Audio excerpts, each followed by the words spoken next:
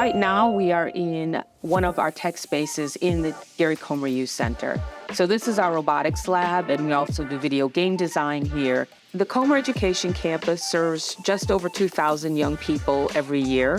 Our philosophy is let's help get them ready for life. Our mission is to help young people become well-rounded global citizens ready for college and careers. So while they're with us in middle and high school, we're working on that preparation phase. And then once they are alumni, we're helping them figure out how to connect with the resources and opportunities that will allow them to live the life that they deserve. We are in the mighty Greater Grand Crossing community, which is full of generations of families and businesses who have been working and doing the work on a day-to-day basis. Oftentimes, though, they don't get the resources that they need in order to be successful. We all hear kind of thrown around that, talent is everywhere, but opportunity is not. But oftentimes,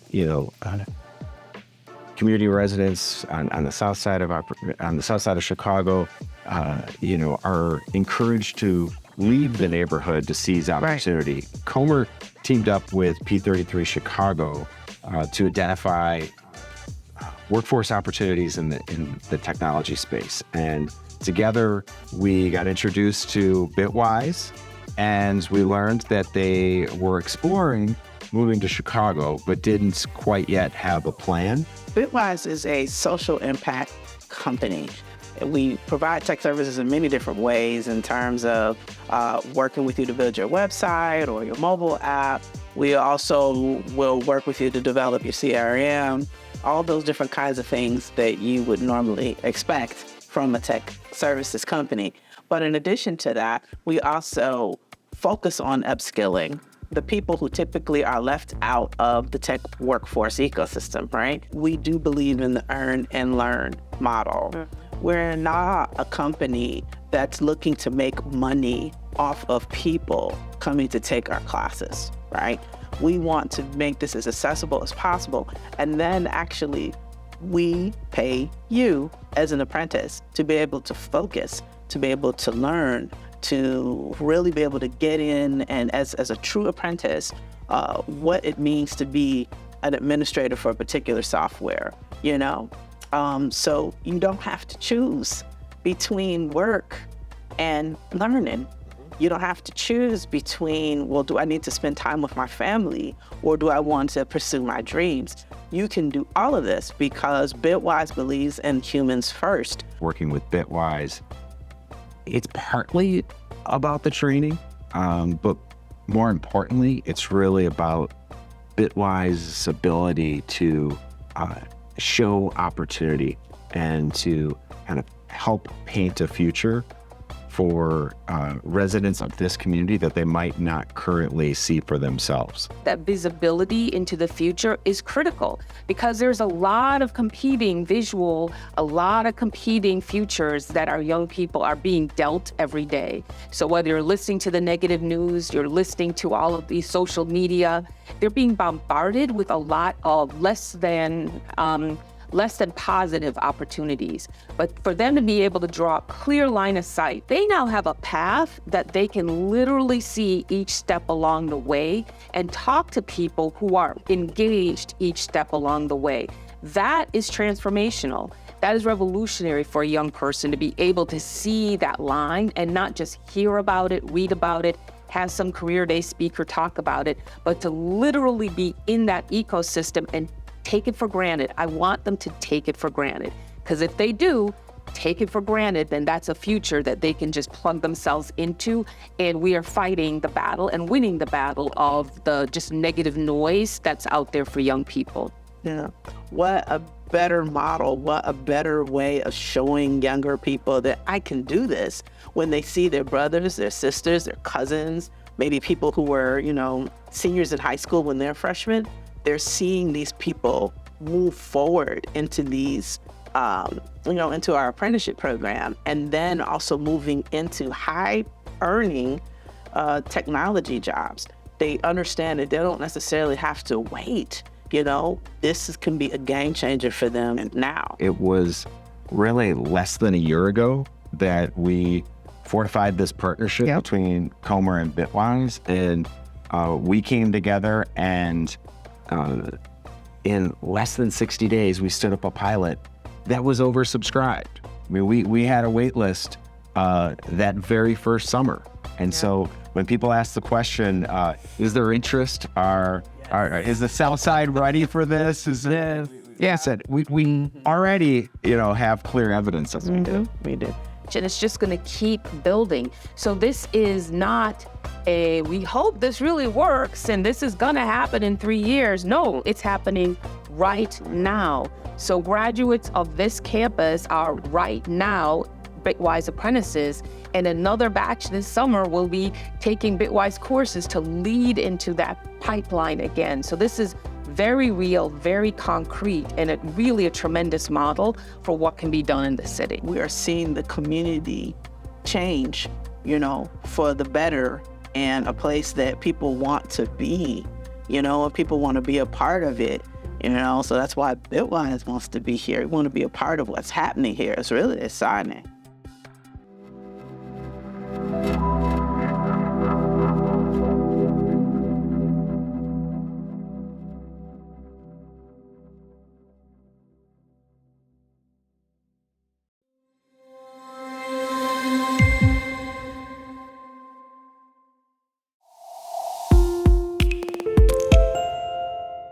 There's 1.8 million immigrants in the state of Illinois. It's 14% of the population. And when you think about the fabric of our state and city, 14% of that is made up by immigrants who were at one point new arrivals. And so investing in them to find stability, it's important that they find a home and make a life in our state and city. Yeah, so when we came over, it was 1990. I was about 4.5 years old. We crossed the border by California, and it was my mom and my brother and me, and my dad had been here already for 4 years. My dad worked at a meatpacking factory, and then he lived in an apartment, like a 2-bedroom apartment, with like 10 other men, most of them from our hometown in Oaxaca.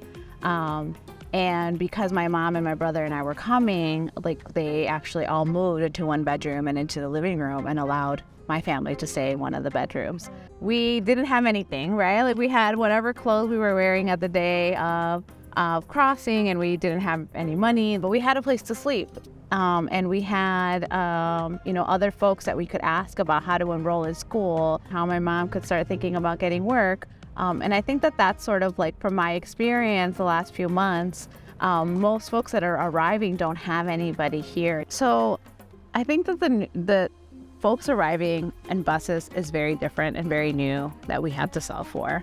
When the first bus was going to arrive, and we had 24 hours notice, we didn't know what time it was going to arrive. We didn't know where. We thought it was going to go to the shelters, and when it ended up at Union Station, we frantically got in the car and made our way over to Union Station, and folks were already there. So I didn't actually see folks get off the bus the first day, but the second day, once we started seeing folks get off the bus, the second time that buses arrived, I thought it was so special to see the moment people step off the bus and see Chicago. Because I remember the moment that I met my dad when I got here, and it was literally through a van's doors opening, and now it's a bus door opening that people are starting their lives and gonna figure it out and maybe have very few plans and don't know what is next. But it's a starting point, a brand new starting point and a brand new opportunity. And I think immigrants come here, all of us come here with huge hopes and dreams.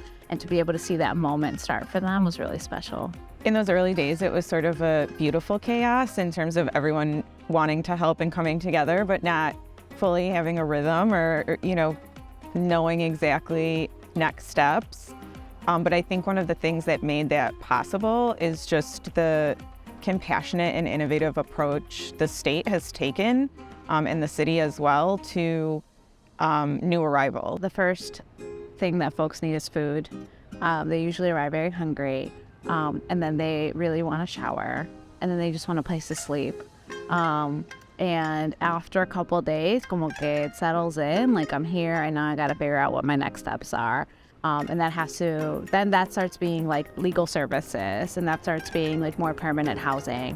One of the things once families started finding shelter was thinking about education, right? And so once we were able to provide early childhood education on site at hotels, once we were able to work with Chicago Public Schools and the Illinois State Board of Education to get students enrolled in K through 12 programs, you really started to see them flourish in a way once they were able to get a new backpack filled with all of the supplies, once they were able to go to school for the first time.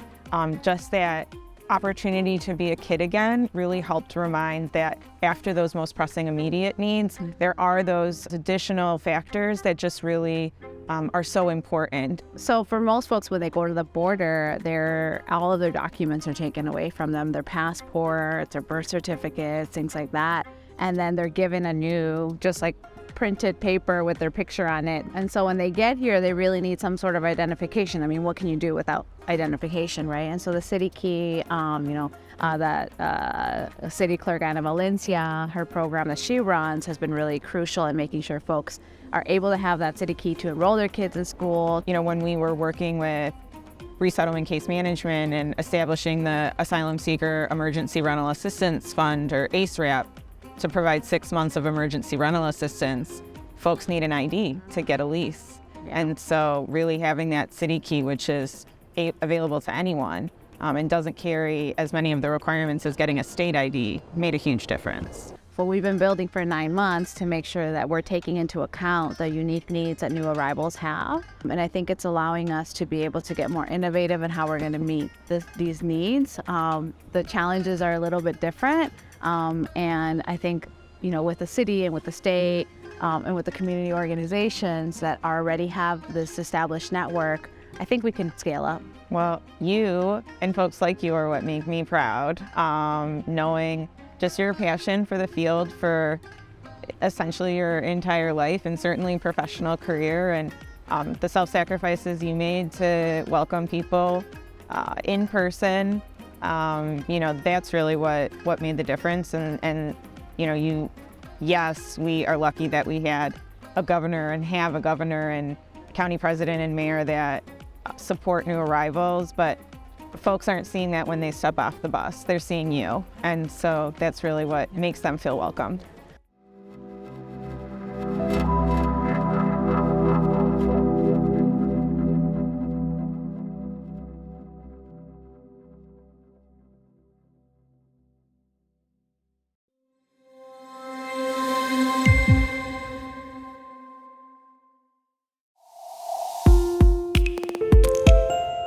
Mine's sort of a little complicated now when I think about it. I mean, I've been both on boards because they were looking for LGBTQ, and then when I've been on other ones as...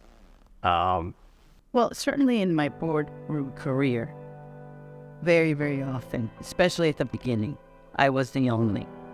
If I wasn't the only woman, I was definitely the only Hispanic Latina. And often I was asked to be on a board because, hey, we would like to have some Latino representation. Will you join? But I think that whether you're the only or not, it's always an honor to be able to express your perspective and be able to add value to the conversation. Of course, as people representing a different community, it's also a lot of pressure, and you want to make sure that you communicate all the power and all the brilliance of our community. And so that's what I call the burden of being the minority in the room. It's just a great deal of pressure, and you have to learn to live with it and make sure that you still have your own voice, regardless.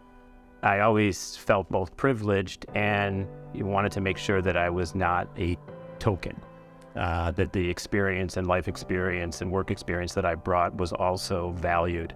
This point about tokenism. Tokenism is one of the toughest roles we have, whether it's as a woman, as a minority, as a gay person. It's very hard.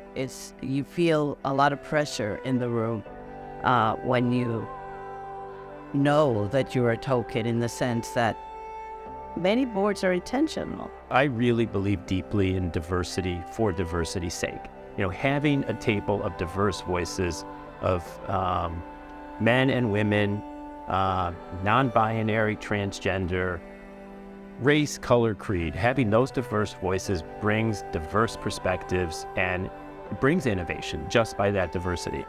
And it has to be diversity with a goal. Like, what are we trying to achieve? That intentionality has to be from the bottom to the top. So it's very important that your board reflect your community, your markets, where you want to be. It sends a very strong message when there is diversity in the board, because it shows that aspirationally you can be at the table, at the table that makes the decision. And it's important for younger people to see that, and it's important for middle-level people to see it, and it's important all the way through. It sends such a strong message that I can be a part of that.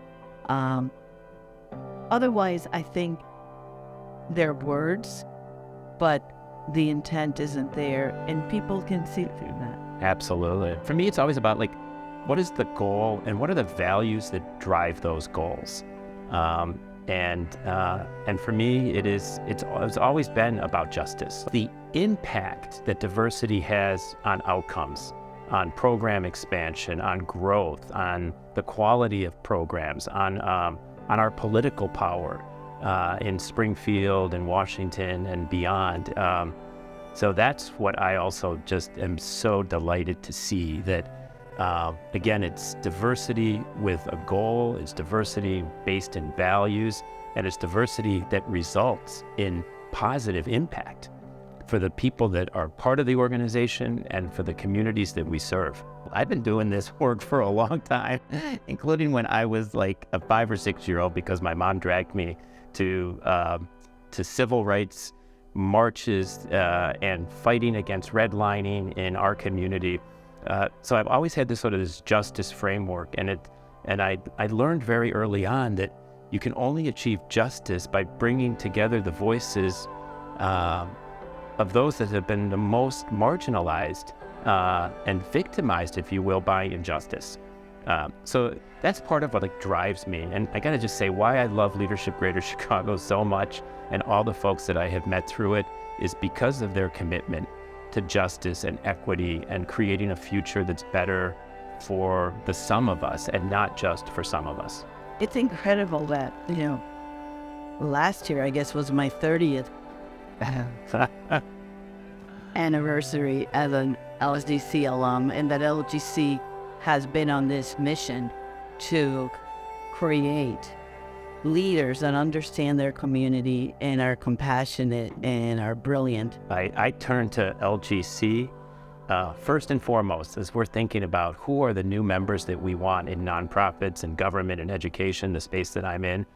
And the go-to list from LGC is just phenomenal. Yeah, I've relied on it quite a bit for everything, including, corporate force that I've been involved in.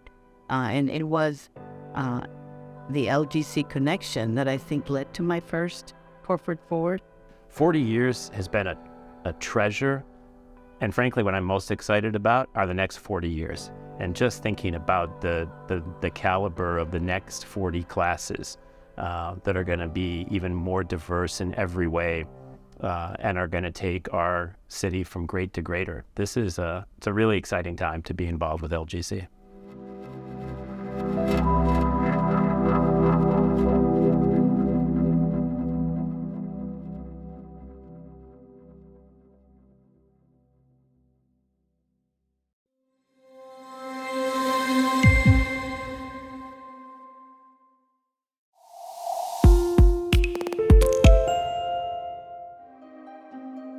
In 2021 is when I came to North Lawndale community. So I started at UCAN. I'm really excited to join the North Lawndale Collaborative. And we have 5 partners. So of course UCAN, then we have Chicago CRED, we have North Lawndale Employment Network, we have Communities Partnering for Peace, CP4P, and finally we have Ready Chicago. Ready Chicago. I think one of the benefits was that it allowed us to do a landscape analysis of street outreach in a community that we hadn't been able to do in other communities that we work, so that we can really zero in on those at highest risk in our community, which is extremely important for our work. This really gave us an intentional focus to come together collaboratively, and we were able to decentralize some things, but then also centralize some things, sharing resources, bringing data together, and truly, I think in this short amount of time, we've been able to see how impactful working collaboratively can be. Absolutely. I think the other thing is just being able to take away the competition. I think for a long time, social service organizations are competing for limited dollars to serve our community. And I think we all know that there's enough work to go around and that we actually will be better if we collaborate. So we're not necessarily having 5 different sets of goals. Now we just have one set of goals and outcomes. So in terms of how we divvy up responsibilities, so between UCAN and CRED, that's where all of our intake happens, but then you have resources, we all have resources to go to NLEN. They could come to our behavioral health team at MFS or MPI. They could use our legal services, our Justice Corps. They could be in a job cohort with Ready Chicago, or they could, get a life coach at CRED. So, there's different things that we all do. And again, we're just bringing our best resources to bear for the citizens, so that there's a standard of practice across the city that everyone gets to learn from, and you get to be in a network of other executive directors, and you guys can share information, and we all kind of get better together in a professional learning community, which is great for everybody, and it helps grow sort of a nascent field of community violence intervention. So I think with the North Lawndale Collaborative, the community feels safer. Right? The community should feel safer because now you have 5 partners at the table, and it may be seamless to them because they don't understand the amount of resources that we're pouring into the community. I think the original intent of it was that it wouldn't look different to our community, that whoever took them, they're gonna get well taken care of, and then we behind the scenes are doing the heavy lifting of making sure we're doing things to collaborate in a way where whatever they need, their needs are being met. I get frustrated sometimes when I sit at tables and people talk about what's not happening, right? And I know I have a team of 80 individuals that are working 365 days, and they are sacrificing their life. They're in the middle of shootouts on the block, just risking it all, right, to make this city safe. So it is very frustrating when that work is not being highlighted in that way. For all of the 27 communities that we work, our shootings are down 20%, our homicides are down 15%. In North Lawndale, shootings and homicides are down 43% over the last year. Of the top, let's say 15 most violent neighborhoods, 8 of them actually have double-digit declines, including North Lawndale, which is extremely important. We still have a long way to go. I think the good news is that the infrastructure that we've built, civilian infrastructure for public safety, is at an all-time high, and the collaboration, not only amongst us as practitioners, is at all-time high, but even the government, the city, county, and the state working collaboratively together to make sure that we have shared metrics that they agree on, which makes the administration and delivery of service better. I think the other measure of success for the North Lawndale Collaborative in and of itself is if we're able to scale it and replicate it in other communities. So having been doing this for 2 years, then we can take those learnings and then hopefully, go to other communities and scale the work. It'll look different because the players will be different, the partners will be different, the communities will be different, there'll probably be different needs. But to the extent that we can, so from a conceptual perspective, take those learnings and scale them, that'll be success. UCAN works in other communities outside of North Lawndale as well. No one has a sophisticated system the way we do in North Lawndale. So I absolutely want to be a part of scaling to other communities, but collaboration is difficult. You have to have partners that's willing and able to do that work, and the commitment has to be there. So I do think having really strong partners like we have at the table in North Lawndale will be really important to vet and source, who has the capacity to give up a part of themselves to join this group for the greater good. Yeah. I have a picture on my wall, and it's a picture of me taking out some guys from Ready Chicago to dinner. And there was 6 guys on there. 2 of them are gone now. So I look at that picture and I say, let's keep the rest of these guys safe, right? And if it wasn't for these types of programs, maybe they all would not be here anymore. So I don't know, but that keeps me motivated. That keeps me going because I understand I'm very close proximity to life and death, can be taken away from us very quickly. So I'm thankful for all of the outreach workers and all of the staff, that's really doing the tough work that nobody is recognizing at the level that I really think they should be. So we hear the bad news all the time, but there's lots of good things happening in the community.